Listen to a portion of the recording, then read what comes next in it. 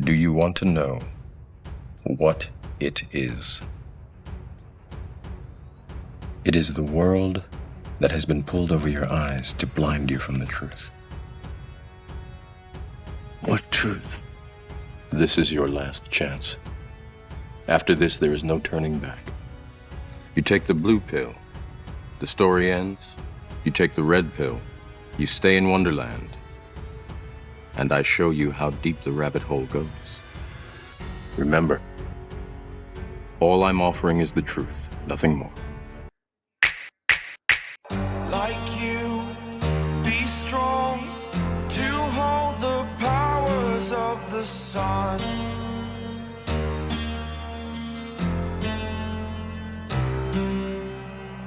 To dream, believe.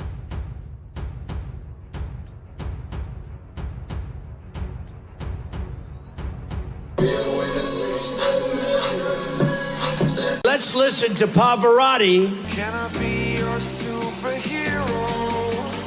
Hello, welcome to The Revealing. I am your host, Pavarotti, and I'm here to discuss the Idaho 4 case. And we're going to get serious in this episode, folks. We have a new development. A doc posted to the case summary that was very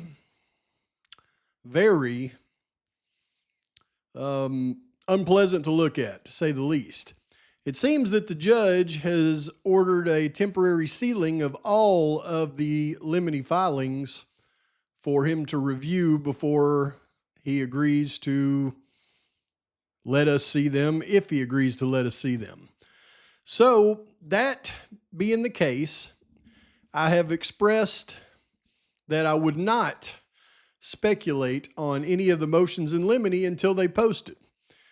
I didn't want to go through the case summary and speculate based on the case summary without getting all the facts first.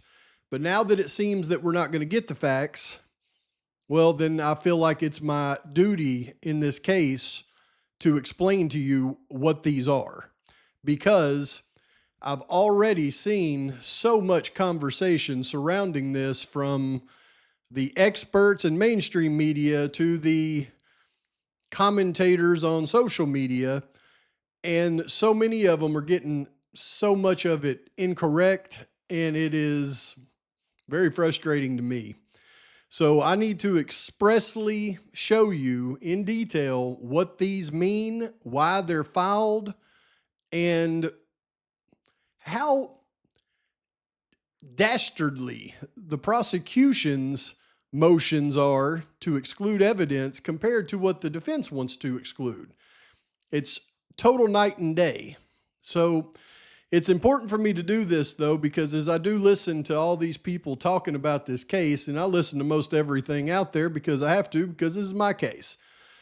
And so many of the people that have conversations about this stuff get so many things wrong. I mean, they get facts in this case completely wrong. And then they go to speculating on things like this, and they will get the masses so confused, it's unreal.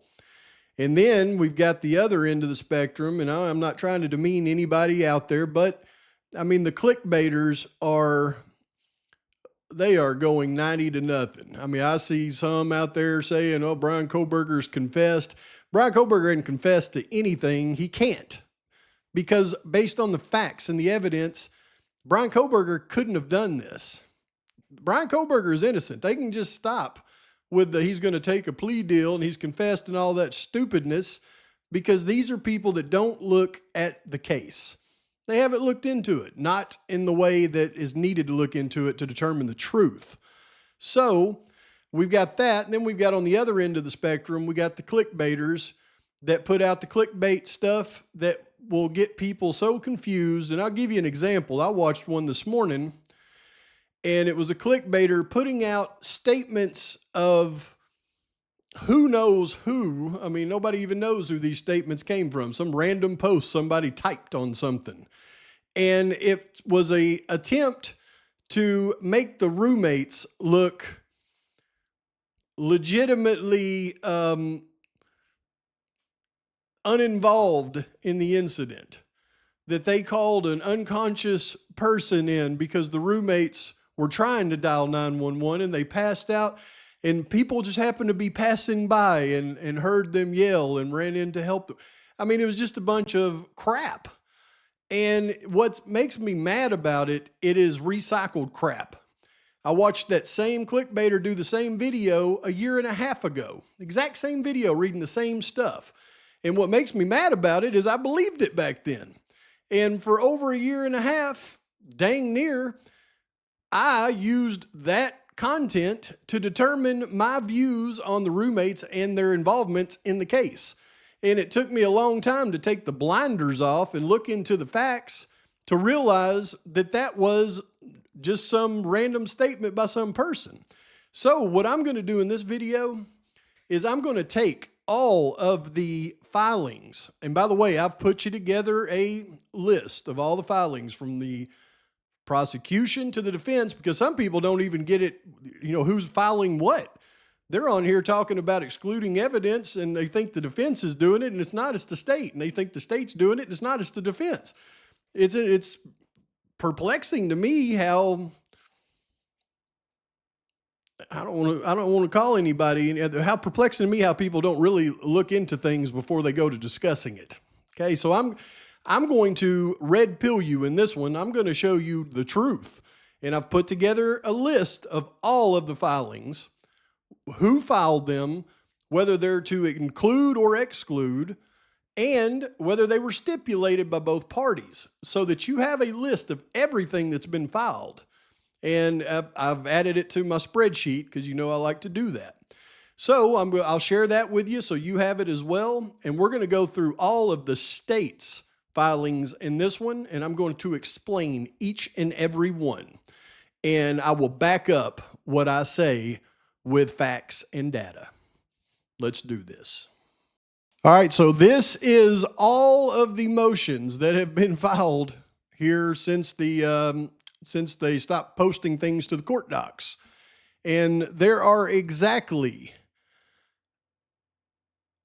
11 motions in limine filed by the state to either exclude or include evidence. And then there is exactly, 1, 2, 3, 4, 5, 6, 7, 8, 9, 10, 11, 12, 13 filed by the defense to either include or exclude evidence. There are 2 motions that are stipulated by the defense and the prosecution and agreed to that will be excluded.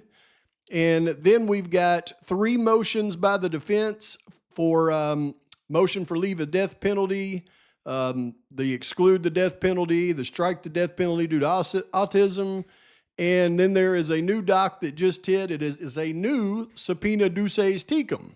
And I've got a question mark next to that because I don't know if it was the defense or the prosecution that filed that subpoena. We can bet it was the defense because they're probably trying to subpoena in the same people they were trying to subpoena in for the Franks hearing that the judge magically never granted, and then those subpoenas never posted to the docs. But I wanted to do this first so that you have all of these. And over here, I've got them listed by if the state filed it or if the defense filed it. And then I've gone through and I've deciphered if it was something to be excluded or included. And you can bet I'm very accurate on this stuff, and I'm going to show you why as we go through them. Okay, so we're starting today with the state's motions in limine. The first one is to exclude alternate suspect evidence. We've already covered that in detail. Number 2 is to exclude the alibi defense. We've already covered that in detail. Number 3 is to exclude neuropsychological and psychiatric expert testimony. We've already gone over that in detail. We now know that they want to exclude that testimony because it relates to the filing that the defense filed to remove the death penalty due to autism spectrum disorder. They want to exclude their testimony so that they cannot have a hearing on autism spectrum disorder by those experts. And then the next one was to include a model of the King Road house. We've already covered that in detail. But now that we'll get into the filings that we haven't covered. The first one is number 5, and that is to include the IGG. This is a state filing. Now, why do you think it's including the IGG, Pavarotti? And you can see right here where it hit the court doc, sealed, RE investigative genetic genealogy, and they put in parentheses states, so we know it's a filing by the state. But why do I feel like it's to include instead of to exclude like the state has been saying since the beginning? Well, let me show you. This is the evidence for the state including the IGG. Number one, the defense has a motion that we'll get to in tomorrow's video to exclude the IGG. Now, if the state wanted the IGG excluded and the defense wanted it excluded, well, then we wouldn't need two different filings. It would end up at the end like this one right here did in what's called a stipulated agreement. And you can see the stipulated agreement of the parties regarding investigators in the courtroom during trial. So both the defense and the prosecution both agree that it's okay with both parties for their investigators to be in the courtroom during trial. So if the IGG was in agreement to be excluded by the defense and the prosecution, then it would have simply been posted as a stipulated agreement. Since it's posted from the state to exclude it and from the defense to include it, for the state to include it and the defense to exclude it, then we can ascertain that the state wants the IGG to be included in the hearing now. They said from the beginning they wouldn't do this. However, the recent Franks hearing on the IGG has obviously given the state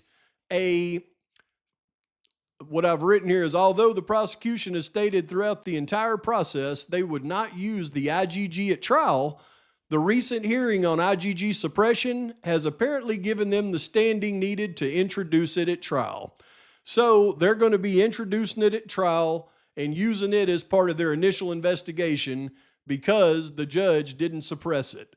So that right there is the state going back on everything they said in all the hearings and in the motions that were filed all throughout the process. Now they want it included in the proceedings. Yeah, that's real good for you, state. You're real honest. Next, we've got number 6, and that's a motion in limine to exclude the 911 call. And then you can see this is the motion, subject motion to redact or seal newly filed motion in limine RE 911 call. You can bet this is to exclude that 911 call. And when I listened to that clickbaiters video about some random citizen talking about how the roommates found the victims and they were passing out as they were dialing 911 and passerbys went in and got their phone and called and all that, trying to excuse their actions, I say, no, that is not consistent with the facts. And I will cite the facts from a guilter, and a guilter being Howard Bloom, because he took statements from everybody involved in this situation and put it in his book. Let me read you an excerpt from his book about the 911 call, and we can get a lot closer to the truth than some random person posting something on the internet. It says the town's 911 calls were routinely routed to Pullman, 10 miles west across the state line in Washington, where they were handled by the civilian employees of a municipal agency called Whitcomb 911. The calls came in from the local Whitman and Asotin counties, as well as the city of Moscow. 2 universities with a total of about 42,000 students and 17 additional municipal and county agencies. The dispatch crews, as the local newspapers were frequently documenting, were severely understaffed. It was a schedule. The overworked members of the Dispatchers Guild had complained that left our ability to uphold public safety at risk. Things only got busier on football weekends. As a result, when callers were agitated, rather than risking injurious delays by probing for details, the responders had been schooled, trained to assign a generic explanation. Unconscious person was one of the standard catchphrases. It could mean precisely what it said, or it could be shorthand for something more ominous. So when they said a unconscious person, It's because that's what the 911 caller was schooled to say.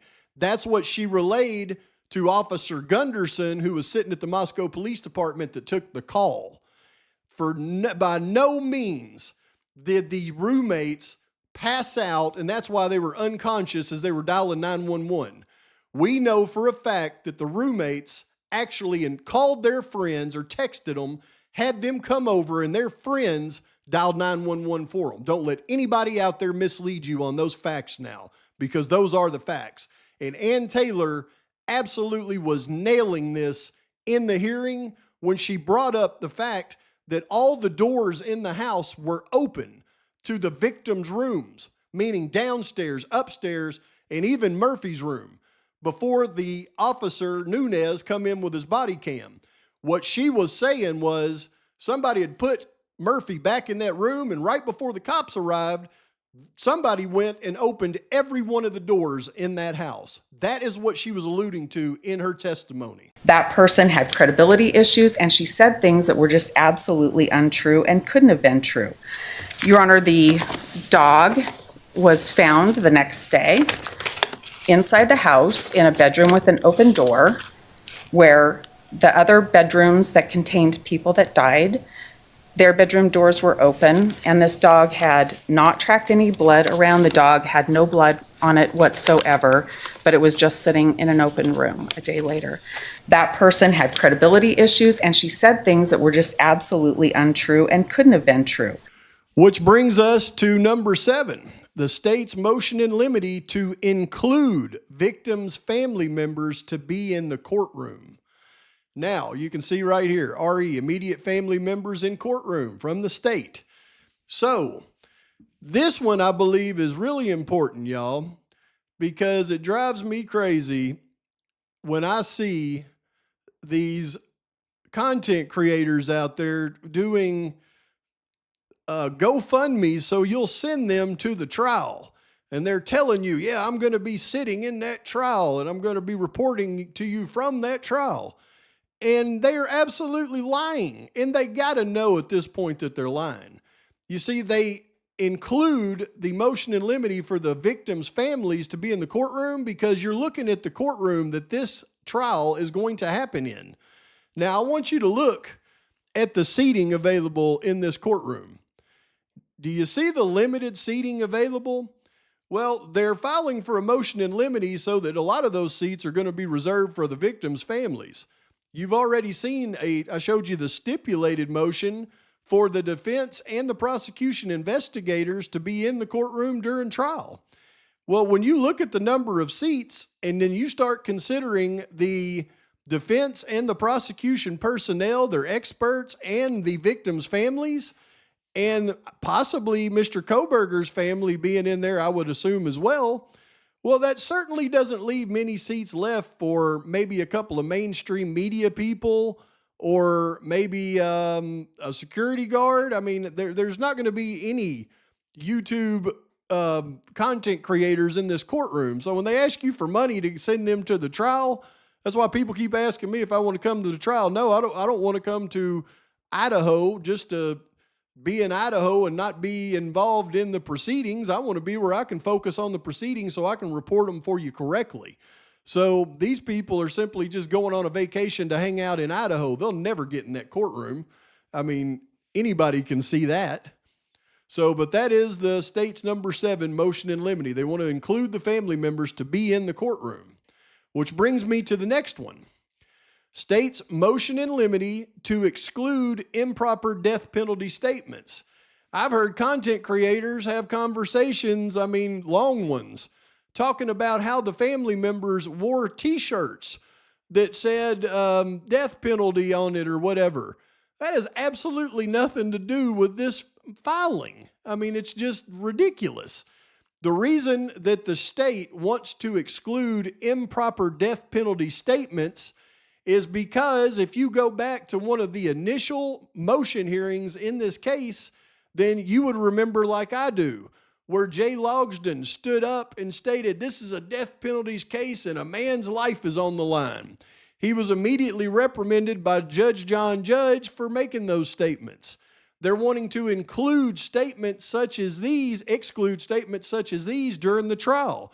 They don't want the defense stating to the jury, this is a death penalty case and a man's life is on the line, as they're presenting evidence or they're cross-examining state's witnesses.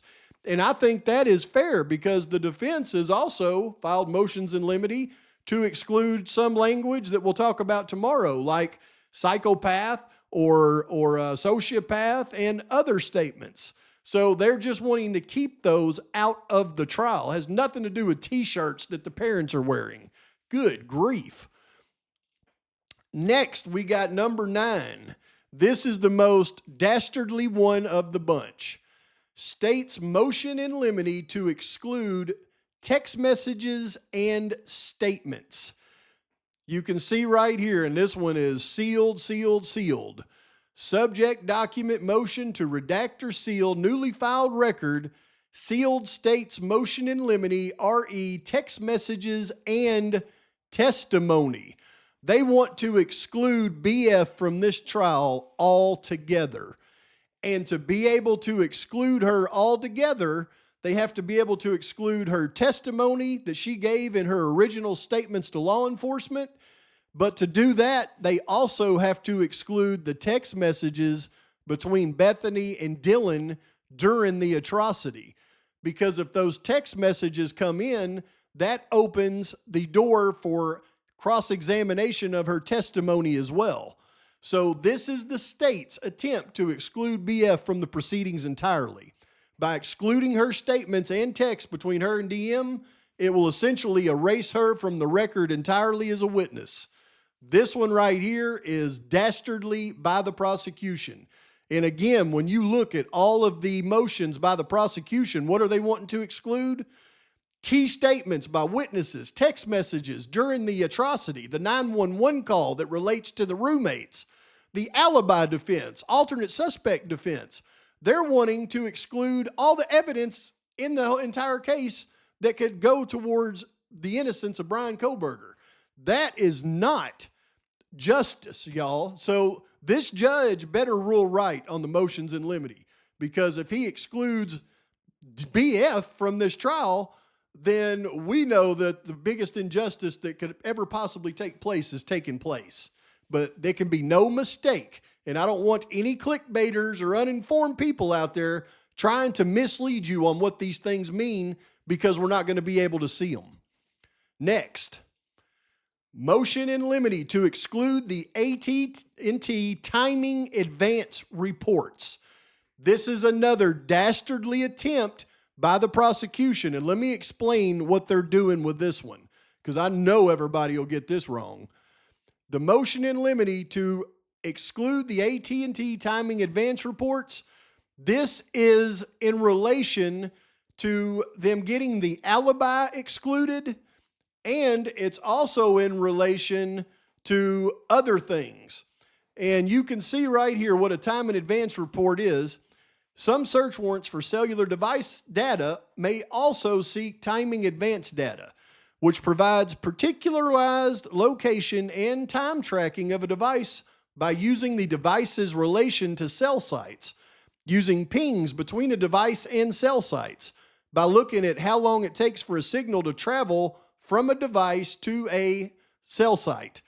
And the reason they would want specifically the timing advance data excluded is because the motion to exclude is intended to preclude the defense motions to preclude the death penalty due to discovery violations, and to bolster the state's motion to exclude the alibi defense. Now, why would this interfere with the motion to preclude the defense death penalty due to discovery violations? Because the time in advance report was a major part of the discovery that the defense could never get from the prosecution. And the timing advance reports would go towards the defense's alibi. And the fact that they never would turn it over goes towards the defense's argument on discovery violations. So it is a double whammy that the state is attempting to cover by excluding the AT&T timing advance reports. And when you look at the discovery rules as it relates to this, you can see that many cases arise out of investigations conducted by multi-agency task forces or otherwise involving state law enforcement agencies. In such cases, prosecutors should consider, one, whether state or local agents are working on behalf of the prosecutor or are under the prosecutor's control, the extent to which the state and federal governments are part of a team, are participating in a joint investigation, or are sharing resources, and whether the prosecutor has ready access to the evidence. Courts will generally evaluate the role of a state or local law enforcement agency on a case-by-case basis. Therefore, prosecutors should make sure they understand the law in their circuit and their office's practice regarding discovery in cases which a state or local agency participated in the investigation or on a task force that conducted the investigation. So, when they have these things, they better be aware of their discovery obligations when they're working on conjoined investigations with state and federal governments like the FBI. This one is very important. This is something the defense never received, and if they would have received it, it could have gone towards the alibi. So this is a big deal for the state to get excluded. Let me show you why. In that first AT&T report, did you, or request search warrant and affidavit, did you see the request for advanced timing reports?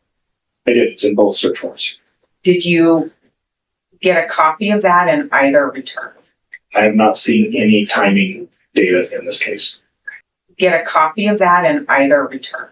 I have not seen any timing data in this case. Get a copy of that and either return? I have not seen any timing data in this case. Okay, and finally, we have number 11, the state's motion in limine to include self-authentication of records by the state.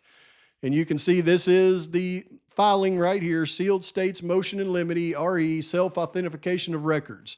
And just so you know what that means, self-authentication of records means that a document or record is considered authentic enough to be admitted as evidence in a legal proceeding without the need for additional proof of its origin or validity, as it contains inherent features that establish its authenticity, such as official seals, signatures, or specific formatting recognized by law. Essentially, it proves itself to be genuine. So instead of being able to authenticate the documents that the state is presenting, they're seeking to include self-authentication of records, meaning if it's got a seal on it or it's recognized formatting by law enforcement, it proves itself to be genuine. I think this one needs to be absolutely overruled as well, because all records that are entered into the evidence in this case need to be able to be authenticated by both parties, in my humble opinion. But that is all of the state's motions. And you can see as I go over the defense's motions tomorrow, you'll see a drastic difference. The state is looking to exclude the entire case of Bryan Kohberger and the witnesses surrounding the case and the circumstances surrounding the witnesses, the discovery they didn't provide, and everything else. The defense simply, in their filings, wants a fair trial. So that's where we're at in this thing. Don't let anybody steer you wrong. And there you have it. And I didn't want to go through and have to do it this way, but when I listened to all of the comments and commentary and clickbaiters and lying mainstream morons out there, I had to go through and I had to do it. And I'll be happy if anybody disagrees with me on any point in this, I'll be happy to engage in that conversation as long as they can bring relating facts to back up their disagreement, much in the way that I brought facts to back up my interpretations. So that is the state's motions. Tomorrow, we're going to go through all of the defense's motions, much in the same way that we did the state, because I want everybody to clearly understand these facts so that at least you'll have an understanding of them. And when you hear other people out there talking ridiculousness around the same facts, you'll be able to recognize it and at least know a strong argument in favor of the facts. But please like and subscribe to the channel. Post your comments, your thoughts, your criticisms. Until next time, Pavarotti's out. until I walk